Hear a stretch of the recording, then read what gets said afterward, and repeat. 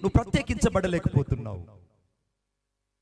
లోకములో నుండి ప్రత్యేకించబడకుండా, లోకాశను సిలువ వేయకుండా, లోకమునకు భిన్నముగా నువ్వు క్రీస్తు కొరకు సాక్షిగా బ్రతకకుండా ఎలాగూ రూపాంతరం పొందగలవు?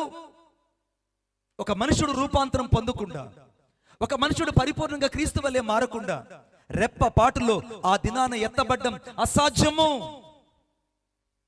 రెప్ప పాటలోను మార్చబడాలి, రెప్ప పాటలోను ఎత్తబడాలి. సంఘము దేవుని స్వరం వినాలి, సంఘములో దేవుని ప్రత్యక్షత కలగాలి.